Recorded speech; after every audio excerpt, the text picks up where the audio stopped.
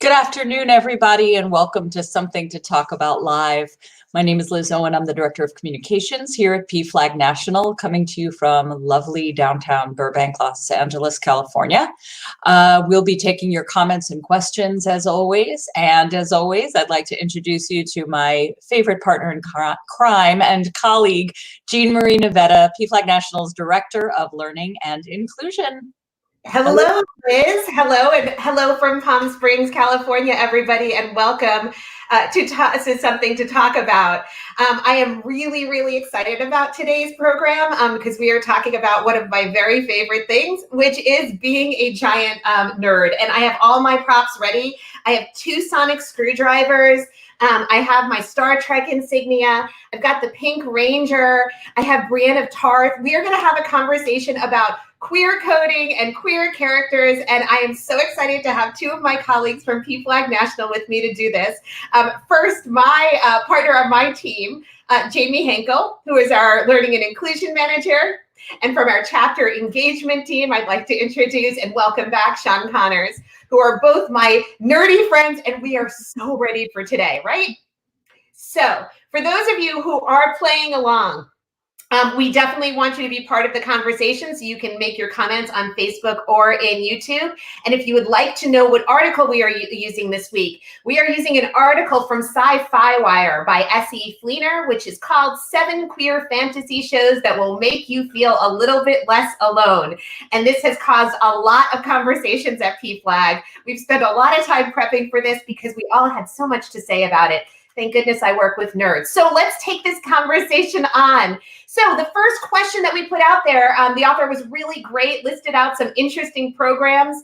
If you look at the article, there I think are 7 programs that are listed there. So my first question to my colleagues is, how many of the shows that were actually on the list have you seen, and which one is your favorite? And the second part of that is, are there other shows that fit sort of into this queer sci-fi or fantasy genre that you would recommend people watch? And who wants to take this one on first?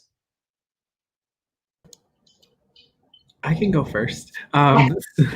So on this list, I've only seen Xena, and it was definitely formative for my young life. But otherwise, I've watched a lot of Star Trek. I watch a lot of really cheesy, awful Cold War era sci-fi robot movies and things like that. And I highly recommend them, if not for the cheese factor, for the academic analysis of them. I think that's great. And I have actually seen 4 out of the 7. None of them are shows that I've binged the whole thing or anything like that, but I've watched 4 out of the 7, and there were a couple that I was reading the descriptions. I was like, that's going to be on my list if it's streaming. So that is exciting. Of the few that I've seen, I think that my favorite is Black Lightning. I think it's really interesting. I think it's really engaging. It's a unique superhero story, and I think that's pretty cool. And I love that there really was no queer coding, and there was no coming out moment for the character that is a lesbian on the show. So that would be what I identified as my favorite. And if there was something that I was going to recommend to others, I think the show Shadowhunters, which is on some TV channel, but I watched it on Hulu. It's based on a book series about shadow hunters who protect the world from demons and from other sort of mystical creatures and dangers. And it's a really interesting show. The books are always better, but that is one that I would recommend, especially because the queer couple in that show, it's just a really interesting dynamic. They are an interracial couple. In the case of the show, they are like an interspecies couple, and that adds an interesting dynamic. But there is also numerous points in the show where the fact that this couple has come out and is together and is public inspires other people in their various circles and worlds to be who they are and to really live authentically. So I highly recommend it. Awesome. And looking at the list, there were 3 of them that I've watched, and I actually do watch. I love Legends of Tomorrow. I will say I'm a little bit behind, so forgive me on that. And I, like you, love Black Lightning too. I think, of the CW shows, there's a lot of them that have some pretty impressive incorporation of queer characters and themes. But I particularly loved Legends because, first of all, it treats everything with a tremendous sense of humor. But one of their lead characters that they first sort of introduced is bisexual. And there is absolutely sort of no conversation about the fact that she is. It just is. It is part of who she is. And it's done in such a completely seamless way. It's sort of this picture of exactly how we want coming out to look, that it is part of who you are. It is not the entire story. And I think to the point that you made, Black Lightning is a really big one. But, for me, I've already shown people my sonic screwdriver. So we know Doctor Who has such great queer themes in it. If you don't watch Doctor Who and you haven't seen John Barrowman portray Captain Jack, you have not yet lived. He was talking pansexual before anyone is even really using the word. I'm a huge Star Trek fan. Orphan Black was another great sort of sci-fi fantasy show that incorporated all different kinds of identities into the conversation. And I would be remiss if we did not mention the amazing Batwoman. Thank you, Sandy Brown, who just commented on that. Batwoman is amazing. We have an actual queer person playing a queer character. It is a good time to be alive, my friends. So I want to actually go a little bit deeper past the list because the article brought up a really fantastic point, and it was the term queer coding. And so in the article, the author actually notes, sure, technically Xena and Gabrielle are never a confirmed couple on the series, meaning they never say, we're here, we're queer. But I mean, they kind of do. So this brings up the issue of queer coding in TV and film. So what I would love to hear from both of you, and let's talk about this because we know this is such an interesting conversation and an interesting aspect of this. How do you both understand the term queer coding? And I think for those of you who are participating remotely, please join in that conversation. And second, can you give some examples of where you have seen queer coding in sci-fi and fantasy and sort of how it had an impact on you? And Sean, do you want to take this one on first? Yeah, absolutely. So the way that I view queer coding is sort of like that it's the way that we know each other, and particularly being someone who is in LGBTQ communities, there are culturally historic ways that we know each other. Flagging is a past example that some people even still use now. And so queer coding to me is like, you can show up on a screen and I can say, oh, that person has a certain ear pierced, or that person acts in a certain way that is perceived as LGBTQ to people who are in the know, but not necessarily to folks who might not be looking for that sort of character development. And what about characters? Are there any that sort of for you were really salient or important kind of in your developmental years as a young queer geek? The reason that I watched Xena was because I felt like that was somebody who was kind of like me. But I also, Disney villains we all know, Hades is my favorite queer-coded Disney villain. But yeah, I think that it sort of was the knowing that people were sort of portrayed in a way that could be perceived as someone like me. And I sort of liked all of that, even though it was difficult sometimes too. Yeah, because it was never actually said. And I think that was the frustration for a lot of people who were watching it. I am the only lesbian in the entire world that didn't enjoy Xena. So I'll just say that and accept the hate now. But I know the sort of the not ever getting that answer, not being said, this is what it is. It kind of became frustrating, even though you were really grateful to have something. So Henkel, talk to me a little bit about how you understand it, because you come from a different perspective as an ally. And I think this was part of what made our early conversation so interesting. Yeah, and so I think that for me as an ally who wasn't necessarily looking for queer characters in youth and growing up and whatnot, I think that there are probably a lot of chances that there are queer coded characters that I wouldn't have picked up on, that I wouldn't have noticed. And I think that's because I wasn't looking for that reflection of myself. I just might have thought that it was a campy or flamboyant or really sort of happy character or whatever that the reality might be.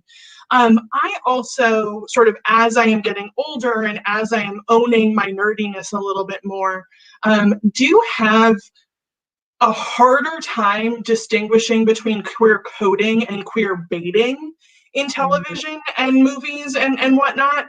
And there are so many examples that come to mind for me where studios or series producers or streaming services or whatever have all this hype around how there's going to be a queer character in the Power Rangers movie, and then it's like 20 seconds. And so I think I have a more difficult time distinguishing between the two now. And that's because we have such diverse and so many robust choices for actual living, breathing, proud out queer characters. And I think that when I think about the impact of queer coding, because Disney villains were for me also like the number one thing that came to mind. And I think that it is sort of upsetting that the examples that people are seeing are villainous. That, if you are a young queer person, if you are LGBTQ identified and perhaps not out, and the only person you ever saw who dressed like you, acted like you, talked like you, had the same mannerisms as you was a villain, like the impact of that must be intense in a way that I as an ally just can't understand. Yeah, and I think thank you. I think that's a really fascinating point. And it's particularly a fascinating point coming from an ally because you are seeing this in a completely different way. You didn't have to find yourself necessarily, reading into a queer character. It's really interesting for everybody who's watching. We do a little bit of a quick prep before this just to make sure we're all on the right track. And when we mentioned queer coding, every single one of us said, oh, Disney, and everything is negative. And if you do a Google search on queer coding, you'll actually see it's primarily about Disney. And interestingly, one of the very few positive examples of it is Elsa in Frozen, that she has been very much queer coded. But I think it goes very much to the point, Jamie, that you were making, and it's sort of a contrast to the point that Sean was making, which is, there was a point at which we did not have good characters and we didn't have out and proud characters. So you were happy with what you got. So now when people don't get it right, and I think, Power Rangers, unfortunately, was a perfect example of that. There was so much hype around it, and it very much was a passing reference, which for those of us who were looking for the reference, I'm not going to lie, it was a huge deal. And it was a true sign of hope for a lot of us. On the other hand, it is a little bit crushing because you're like, I'm so much more than that. But, I think this also brings up an opportunity to kind of look backwards. And when we think about queer coding, a lot of our understanding of that actually came from LGBTQ film history. And when we look at the work of people like Vito Russo, the amazing, incredible film historian who wrote The Celluloid Closet, he really pointed out how this happened in entertainment. I mean, right down to the terms that were used. We do an LGBT history class, and I think one of my favorite things is talking about how people were coded. So lesbians were women who paid their own way, or women with glasses. And gay men were, confirmed bachelors. So this has always been happening, but now it is sort of filtered down into this subgenre. And I think it's interesting. When we talk about the characters, though, and examples of what really hit you, Xena was sort of ever present for me, but never had an impact on me. There is one really specific example that I always think of, and it's from Star Trek: The Next Generation. And it was from an episode in 1992 called The Outcast. And it is about where the Enterprise encounters a species that doesn't recognize gender. And that when somebody does recognize gender and falls in love with a man, it triggers a societal crisis. And eventually the person is subjected to what we could maybe call conversion therapy. But thinking about in 1992, to do such an obviously queer-coded episode, for somebody like me watching as a young person, it was a huge deal to see that someone actually took the time to do that for us. So I want to get into kind of looking forward and what happens next and what kind of messages we want to send out there, because I think you both have brought up a really good point here, and that is that we expect more of our characters now. And that's a really good thing, that we don't have to settle on the kind of tension between Xena and Gabrielle, whatever. So as a self-identified geek, and both of you are, sort of how does this conversation make you feel? I mean, is it exciting that we're having it? Are you exhausted that we still need to have it? And this is a really important one, what would you say to LGBTQ young people who identified as nerds and geeks, or identify that way by their peers? What should they do now? How should they feel about this identity of theirs? And Sean, I'm going to go to you first, if that's okay. Yeah, absolutely. This is so exciting to me to be able to have these conversations because it feels like progress, and it feels like the opportunity to be represented in mass media in a genre that I really enjoy and have found a lot of like comfort and safety in. I do think the list itself kind of lacks particularly representation for trans and non-binary people, so that kind of bums me out. And I think that I would say to young folks who are sort of watching these shows and similar shows that have this representation are that you don't have to live into those confines of the identities that they're portraying as well. I think it's important that someone's identity is their identity, and it's enough to be their identity, and you don't have to be a trope or an archetype just to exist in the community. Yeah, I think it's neat too. I mean, you and I have talked about there's like so many expressions of queer nerddom now that it's so expansive in ways that it wasn't even 5 years ago. It's kind of amazing how much we've changed. Henkel, what do you got on this one? So when I look at this particular list, and I think that this is partially by virtue of the genre that we're talking about, but one of the things that sort of stood out to me is that all the stories are still pretty dark. And again, I think that's partially by virtue of the genre that happens in fantasy and sci-fi and whatnot. But that is something that stood out to me. So what I would say to LGBTQ youth that self-ID as nerds and are watching these shows is to think about and to give their energy to the more positive stories, the more uplifting stories, because that is where we are able to really make a difference here is in viewership numbers. And like, if we watch it, more of it will be created. Yes.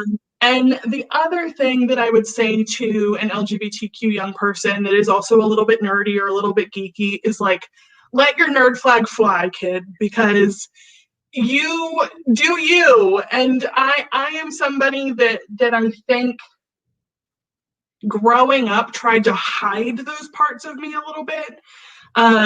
Because of where I lived and what I did and who my friends were. And now that I'm in a position, I'm older, I'm like, so what? I watch Power Rangers and Doctor Who and have Hunger Games Barbies, and like, don't be like me. Let the nerd flag fly, and just be who you are, because it's only going to make you more confident as you go out into the world as somebody who is coming out in various spaces and sharing who you are and being out in the world.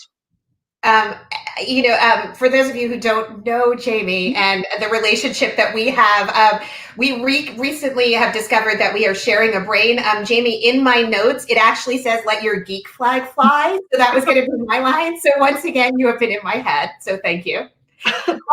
I'm not surprised by that at all. I love what you have both said. I think, reading this as somebody who was quite literally raised on science fiction, went to one of the very first Star Trek conventions that ever happened as a little baby. I've always found a lot of comfort in my nerd and geek universes. I have always found that going to a Star Trek convention has been one of the most inclusive experiences of my whole life, even before I knew what the word inclusive meant. It has always created spaces for people like us who didn't quite fit in one way or another, and people inherently understood that, even if it didn't have to do with sexuality or gender identity or anything like that. So I think it's really neat that this is now even more mainstream, to the point, Jamie, that you were making, that you don't kind of have to go into these niche areas. And Sean, to the point that you were making about there's so much more. Like, you don't need to be the single trope. You're not always going to be that same person. And I have to admit, I'm a little bit jealous. Like, I wish that I were young now, growing up with all of this, because it's cool now. And we're able to talk about it. And it's also so representative of who we are. So I'd say, Jamie's right. Let your nerd flag fly. So I know we have a lot of comments and we have some questions, but I want to ask my colleagues one more question that we did not put into the list, because we always have one off topic or slightly off list, which is we've been talking about these shows. We've been talking about what these shows mean to us as people who occupy this space. I want to know, especially now, what are you watching from your nerdy, geeky collections of either TV or film that is bringing you comfort right now? Sean, want to go? Yes. Well, so I mentioned Star Trek earlier. I grew up as someone watching The Next Generation, and my favorite episode that's always my go-to when I'm having a really bad day is season 4, episode 2. It's called Family, and it's the one where Picard goes back to France for the first time and reconnects with his family, and it just feels warm and fuzzy and nice. But I also have to give a shout out to Santa Claus Conquers the Martians, which I watched this past weekend, which was also just really wonderful. Really an amazing production, I'm sure. Yes, I mean, obviously. Excellent. Jamie, what are you watching for comfort, nerd comfort? So one of the things that I've been rewatching recently, and I do this every once in a while when I'm not feeling great about the world, is actually the first couple seasons of the series True Blood on HBO. That is a series where just the time in my life where it came out, and the books and the stories and everything about that show makes me think of like lazier days and less stress. And it was on when I was in my first real like grown-up apartment, and I had these great roommates, and we watched it together every Sunday night. So that is something that I turn to for comfort. And I feel like it fits into this genre and has pretty great queer representation throughout the onset of the show. Yeah. One of the other things, and this isn't really the question, but one of the other things that I've been doing is I've mentioned that I think the books are better a number of times. And there are some shows that sort of fall into this genre where I have seen the show, but I have not read the books. So right now, in self-quarantine, working from home, I'm going back and reading the books. Somebody mentioned the 100 in the comments, and I literally just started the first book that television series is based on today while my power was out. Look at you using an actual book that doesn't involve an on-off switch. It's so retro. You're amazing. Such a hipster, Henkel. When you talk about reading the books, if you are a fan of The Walking Dead and you have not read the comic books, you need to go to your comic book shop and pick up all the collections. It is really good and super queer too. True Blood, it's worth mentioning. We actually gave an award, Straight for Equality and PFLAG gave an award to Charlaine Harris, the author of that series, for being such an incredible ally. And she was adorable, and she just kept saying to us, I'm just a Christian lady from the South who writes books. It's just the right thing to do. It was so obvious to her, it seemed, and such an amazing series. I do have to say, in my darkest moments, I go back to two things. I go back to Harry Potter, House Slytherin, of course, and because hashtag not all Slytherins, people. And somebody's watching Lord of the Rings. That is one of mine too. Charity is watching Lord of the Rings. But I have to admit, anything with the Ninth Doctor on Doctor Who brings me a whole lot of comfort. So I'm going to ask Liz to come back in with us and help us read off and some of the questions and comments, because I saw them scrolling by. Liz, hello. I'm refraining from using the not all Slytherins hashtag anywhere in this feed. The backlash would be swift and mighty. So, not going there, but heard. We're very bitter people. We always feel so maligned. I'm with Charity. I think and I love the idea that rewatching series brings comfort, because you can find things each time you rewatch it. Charity also loves the Walking Dead graphic novels, as does my son. He's super into them. In fact, he was more engaged with the novels than he was. We started watching the show, and he was more engaged with the book. When he finishes, I want to talk to him. Now, Jean Marie, do you remember the alternative cover for a Walking Dead comic in June that was somebody killing a zombie with a pride flag? It's true. They actually did a pride alternate cover. We're gonna have to find it and post it on the Facebook feed so people can see it. All right, we will. That's a promise. The Facebook, we're on Facebook, YouTube, and Twitter right now, and I will find it. I will post it on all of our platforms. What questions did we have? So we did get a question, actually. Here it is from Jamie Curtis. For people new to this genre, what show or movie would you recommend to them to get started? She said she's asking for a friend. I'm gonna ask my colleagues to go first. Not a friend of Dorothy. What? I said not a friend of Dorothy, just a friend. And there's more coding for you. There you go. The original coding, friend of Dorothy, my friends. Well, and we talked last week with Leslie Newman, who said that she was a queer code at one point. So tying it all together. I think that I would recommend. Oh, there's so many. But right now, I feel like I'd recommend Sense8, which was on Netflix for a couple seasons, had a movie to sort of recapture the series. I think it's really interesting. I think it's really engaging. I think that the cast is so wonderfully diverse. There is a trans woman who plays a trans character. And so that would be my recommendation. What do you have? That recommendation here too from Jamel, who also likes Buffy and Angel, and we are huge Steven Universe fans here in my house. For those who haven't watched it, excellent. What do you have, Sean? I was gonna plug Buffy as well. I think that's a solid starter. It's funny enough. It has the good, the really good storyline. I think also I was also gonna say Sense8 too. So. Oh my gosh. I'm going to continue on my Doctor Who tangent because it's been the one thing that is bringing me tons of comfort this day. I would say to look at one of the Doctor Who episodes that is what we call Doctor Light. So they're a little bit more entry for people who don't know the story. And there is one called Blink, and it is one of the most beautifully written stories that you will ever watch. Jamie Hinkle has to agree with me on this one. If you've never seen it, it is such an incredible introduction to Doctor Who. What else do we have out there? Lots of people saying how much they love Sense8, including over on Twitter, Safe Libraries. By the way, I love that handle, Safe Libraries, because we love our librarians. We were just talking about that. Show me that. What was that figure you were just holding up? This is Brienne of Tarth, who was super queer through the whole Game of Thrones until like the last 3 episodes where she broke every lesbian's heart in the world, including mine. I'm a straight ally, and even broke me. I was entirely. What else do we have? We have a few more minutes, Liz. We've got some comments. We do. Oh, here's one. We've got Jamel, who's just rewatched Alien and Aliens. Yes. Strong, because he talked about strong female leads. I think one of the ones that we didn't actually get to mention with some queer coding is Wonder Woman, which I don't know how much queerer it gets than a whole bunch of women living on an island together without men. Wait, that's queer? No, it's just my house. But that is also something that's really interesting because the original comics were explicitly queer, and as the story has progressed, and as it there was a period where it was explicitly queer, and then it sort of died off, and it did.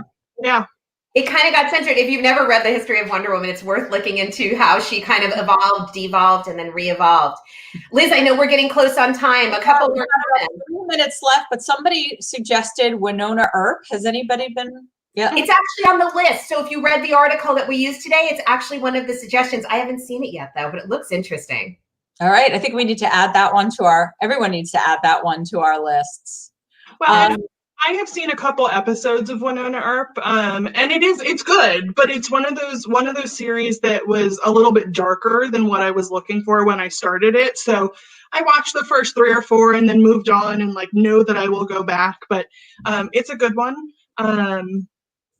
Yeah, there's a lot to choose from out there. Do we have any other stuff we want to read off? That's it. We've got just about a minute left. So take us out. I will take us out. Thank you, Sean, and thank you, Jamie, and thank you always, Liz, for keeping the show running. Thank you, everybody, for joining us again. As you can tell, I just dropped a Sonic. Good grief. This is one of our favorite topics, but we have so many more things to talk about. We'll have a great article that we'll share on Monday again, and we look forward to seeing you next Thursday back here for something to talk about.